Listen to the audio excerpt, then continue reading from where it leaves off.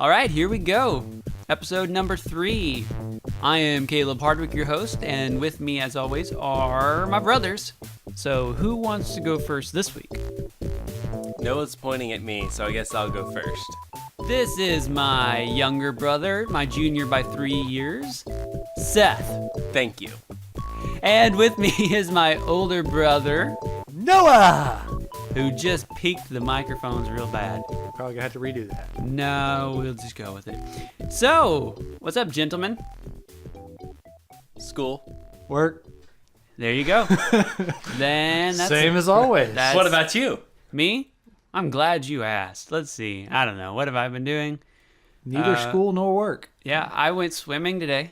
That's always fun. Yeah, you went swimming too.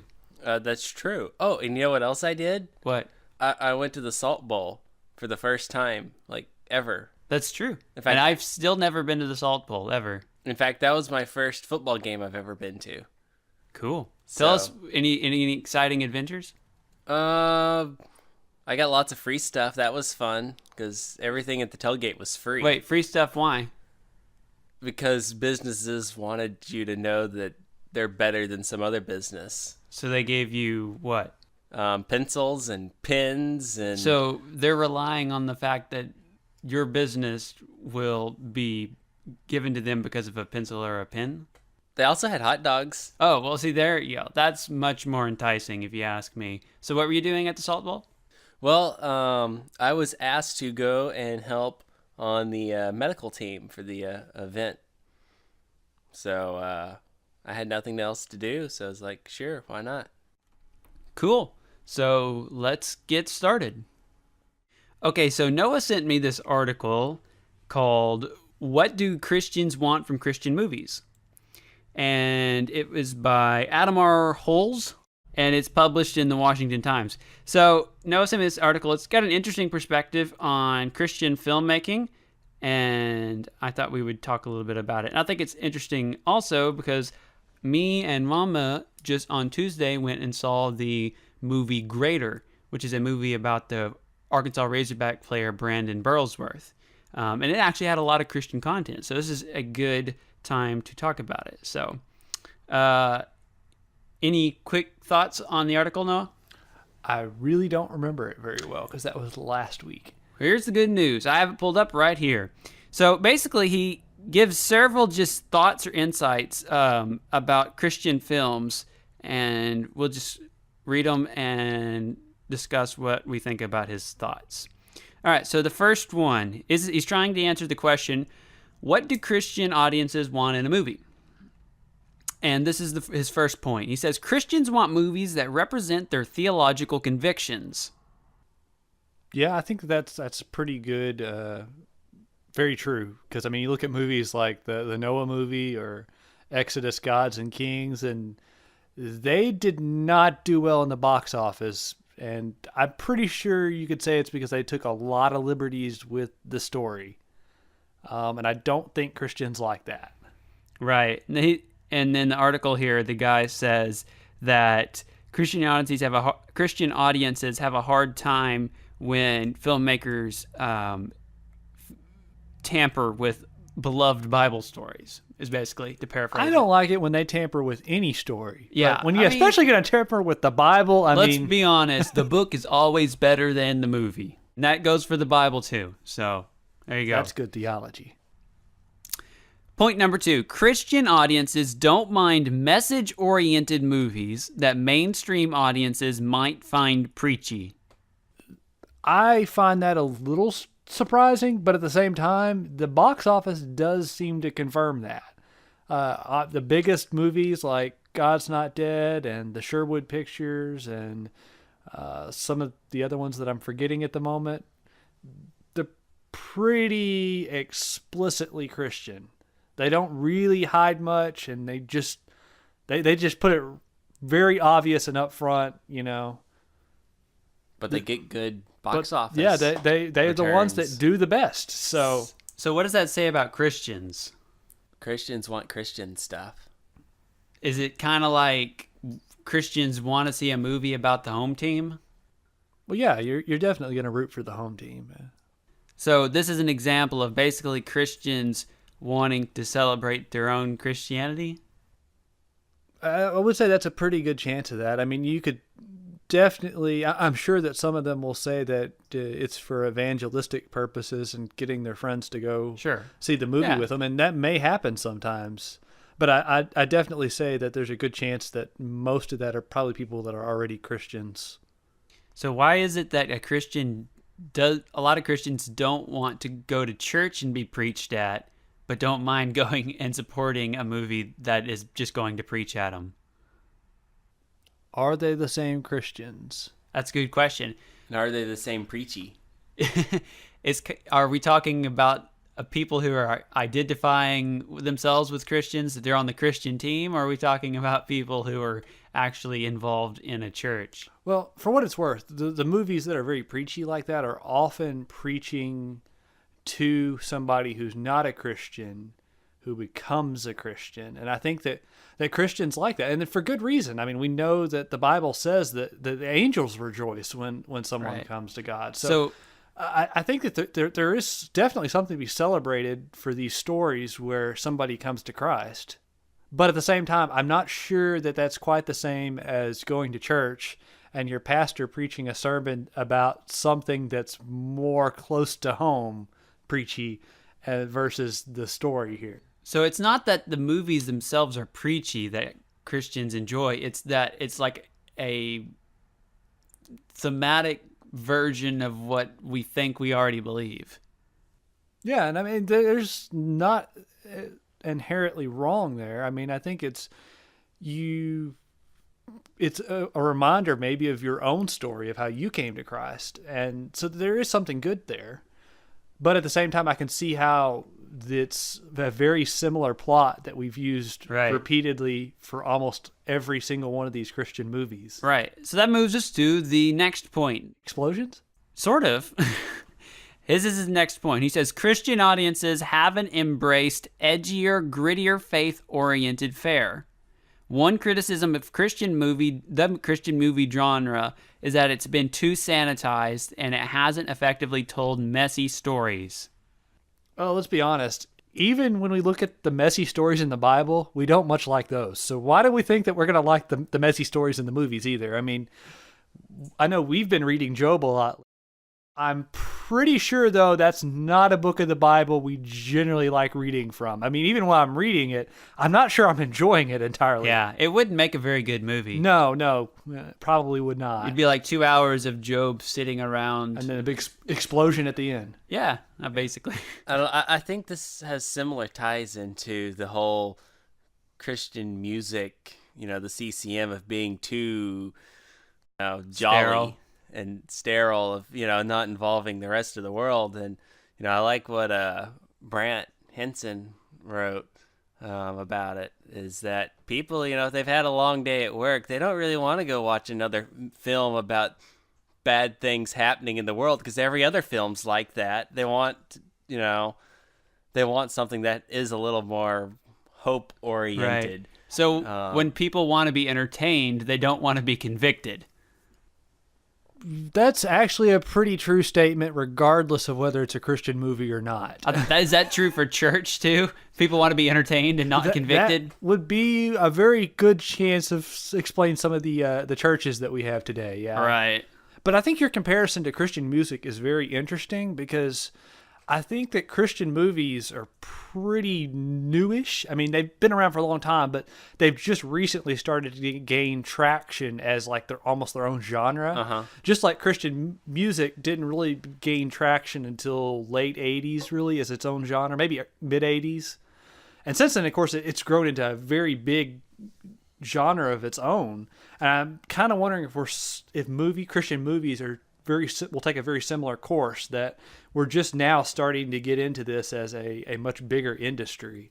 But what's interesting about that, though, is that out of that, Christian music sort of grew like the Christian rock scene, which has very much kind of faded out and split off from the main Christian movie or Christian music industry as being a little bit less positive all the time. And I'm wondering, will that also happen with the movie industry? Will we get more movies that are a little bit they don't fit the Christian movie genre, but still maybe make a little bit of their own popularity and outside of just the indie music or indie movie scene? I don't know. It certainly might happen.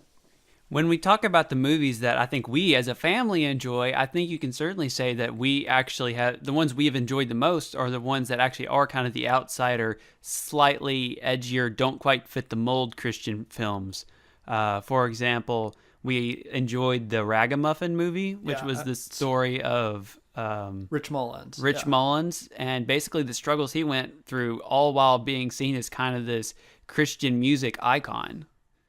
Yeah, that's a really interesting one because, I mean, it's based on a true story, and it really kind of, what we remember Rich Mullins for is largely, you know, his music, which is very, very good and very much ahead of its time for the Christian music industry. But the movie really doesn't focus as much on that, but what was going on when he was writing the music, and it's not very Christian movie-like. Right. It admits that there's a lot of problems that a lot of Christian films don't want to talk about. And the weird thing about it really, though, is that unlike the Christian movies where even if the movie begins that way, it never ends that way. But this is, since it's based on a true story, doesn't have that perfect ending. Right. And there's something to be said for true stories that end like that. And that gets back to Greater. But first, let's see, some other Christian movies that we've enjoyed recently.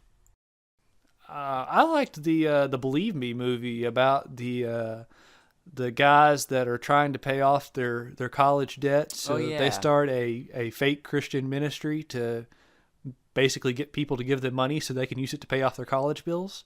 Yeah. But I guess I have to watch it again, but I think the thing I kind of liked about it is it gets to the end of the movie and you get to the point where the guy tries to decide, you know, is he gonna do the right thing? Is he gonna do the wrong thing? And I'm not gonna go any further because I don't want to spoil the ending for you, but it was interesting.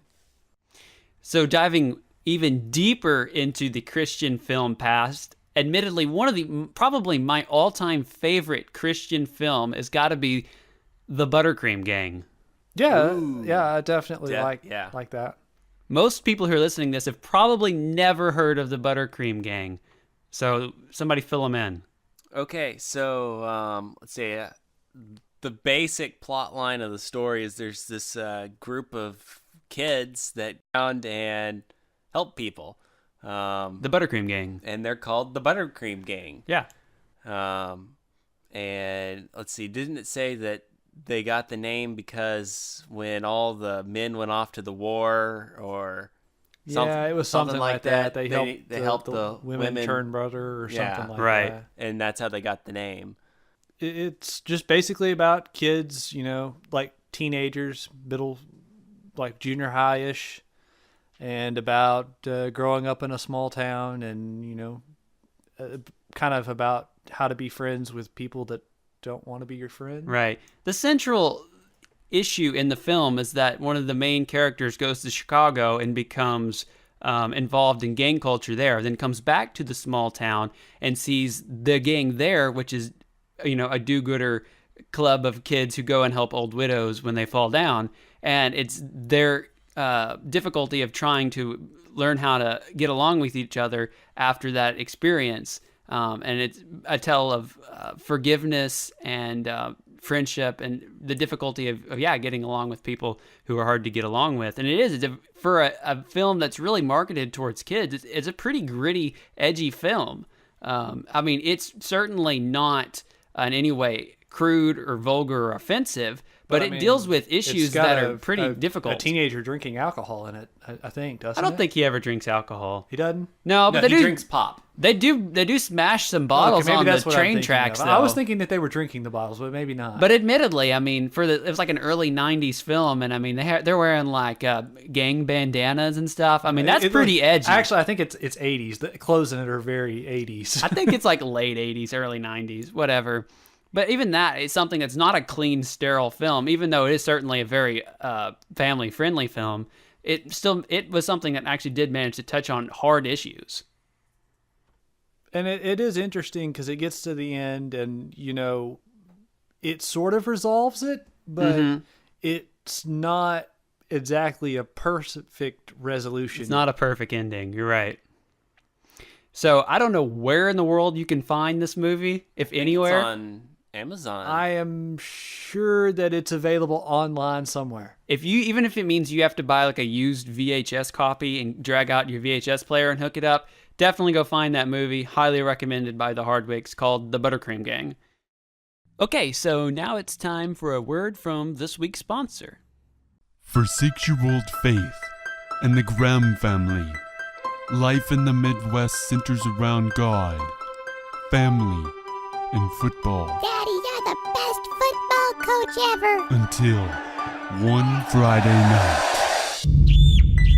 Faith fell off the bleachers. In the middle of their stormiest storm ever, I think we might lose faith. the Grahams are forced to believe. What we need is a miracle. But through the power of love, prayer, and Chris Tomlin, faith returns to the Grahams. She's waking up. Mommy, I saw an angel. What? He was on the football field. He got me and ran me in for a touchdown to heaven.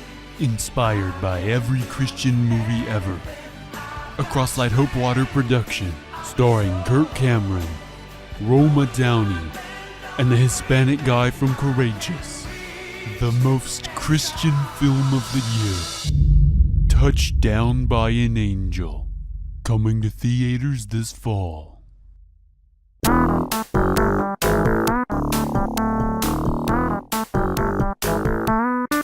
So Seth has been called out on the fire run, so joining us now for this segment of the show is our mother, Miz Carla Hardwick.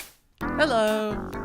So you were going to tell us about a movie that you went and saw this week. Right, so me and Mama on Tuesday night, we went and we watched a movie called Greater. You may have heard of it. It's a movie about a Arkansas Razorback football player named Brandon Burlsworth. We went and saw this film with some other of our family, some other extended Hardwick family, and I think we had different thoughts on it, but I think in the end we both agreed that it had value as a film. It really did. I thought it had more value than what I expected. I expected to just go and look at the scenery from Arkansas, and I like anything that's filmed in Arkansas. That's primarily why I went, but I was surprised that I actually got a little bit out of the movie. It was interesting. Yeah, I expected it would just be a low-budget film, targeted towards, Arkansas Razorback fans. It's a pretty low-budget film.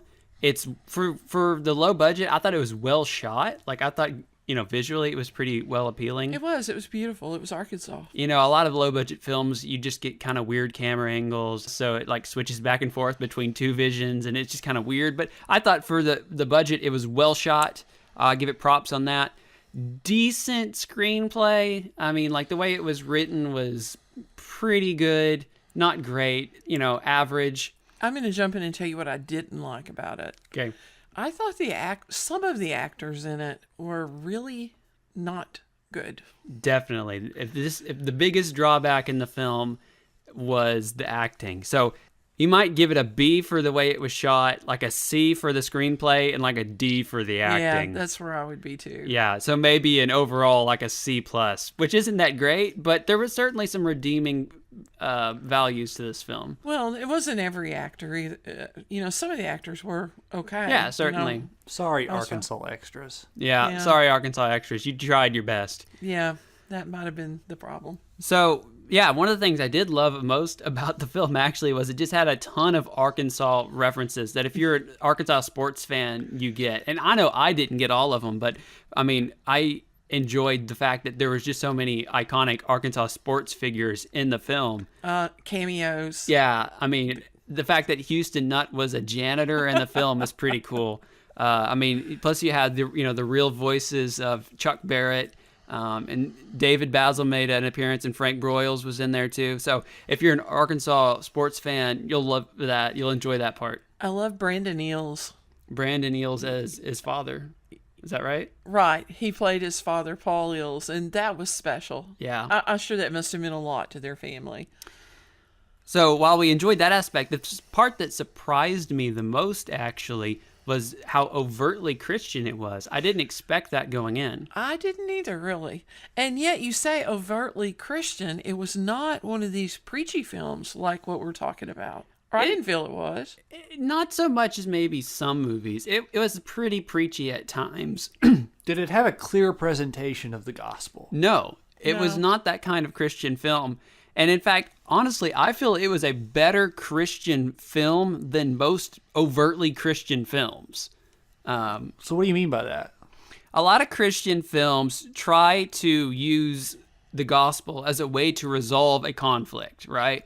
It's kind of a stereotype of Christian films. It's definitely become something of a cliche in Christian movies. It's a formula. Right. Basically what happens, something bad happens, then God enters the scene somehow, whether it's through somebody being saved or through a miracle or something, and then everything turns out okay for the Christians, right? But that's kind of the formula most Christian movies make or whatever. And I felt like Grader actually did a good job. Instead of trying to use like the gospel to resolve the conflict, basically spoiler, it's based on a true story. Brandon Burlsworth dies. And so, right there... If you live in Arkansas, you already know that. Right. That's not a spoiler. Right. And so right there, you see that it's not going to have this, something bad happens, enter Jesus, everything turns out okay. Because in the end, the reality is he died. So the main character in the film is not going to experience that. So... I was surprised at how much doubt they interjected into the film about God. That doubt that God was going to show up. Mm-hmm.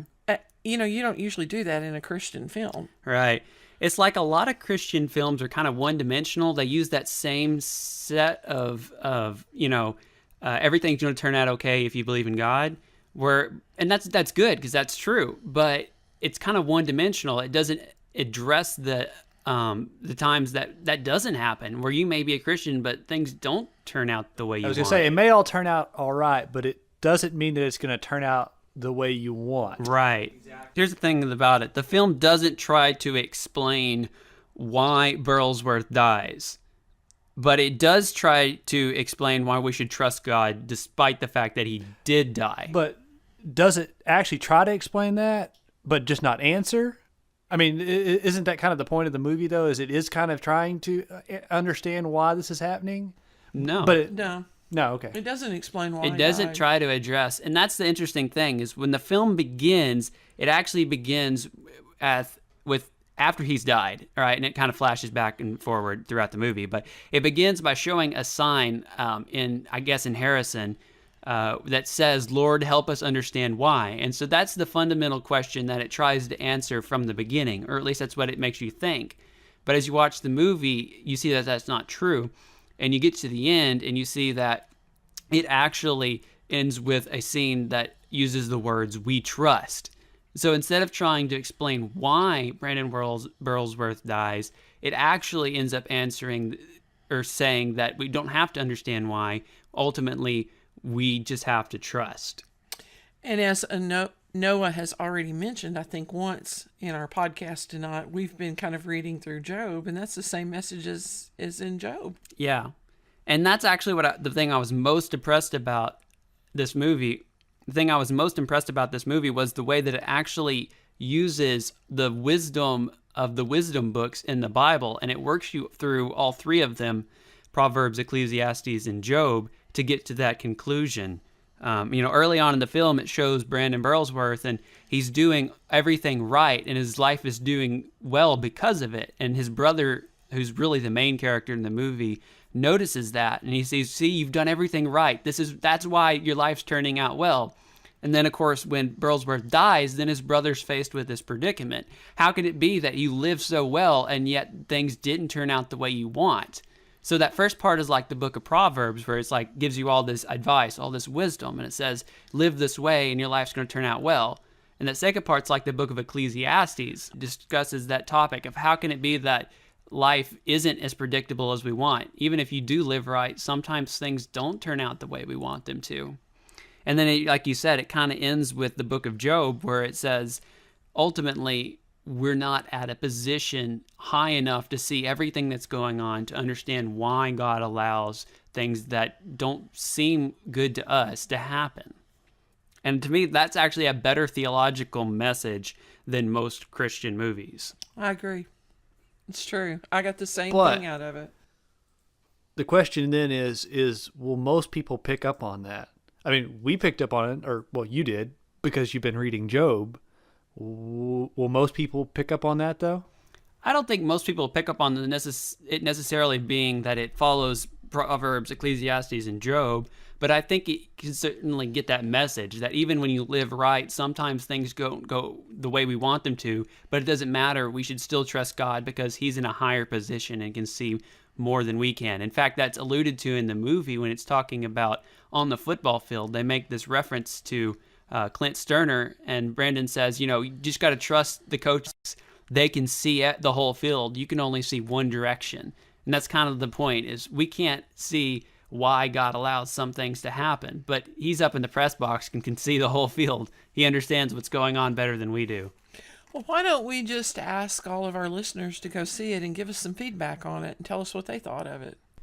Yep, that's a good idea. So leave us a message on facebook.com/Hardwick Podcast or on this episode at hardwickpodcast.com.